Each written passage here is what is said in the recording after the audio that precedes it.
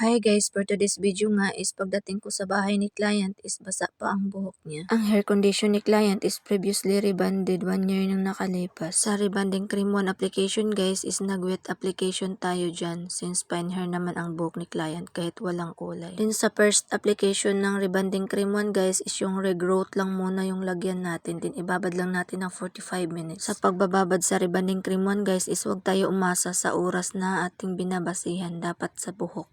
Kasi may mga buhok na mabilis maluto or mabilis mag-absorb ng gamot. After 45 minutes guys is binaba ko na sa dulo ng buhok ni client ang rebonding cream. Dalawa nga pala sila ang nagpapagawa dyan guys. Si sir naman is nagpakulay ng buhok. After banlawan ang rebonding cream 1 guys is nag-proceed naman tayo sa kanyang Brazilian treatment. Di nag-blow dry, nag-plancha, di nag-proceed naman tayo sa kanyang neutralizer. Sa neutralizer application guys is yung regrowth lang muna ni client ang lagyan natin. Din babad ng 10 minutes. After 10 minutes saka natin suklayin pababa sa dulo ng buhok ni client, din babad ng 5 minutes. Ito na nga pala ang result ng buhok ni client pagkatapos natin siyang gawin.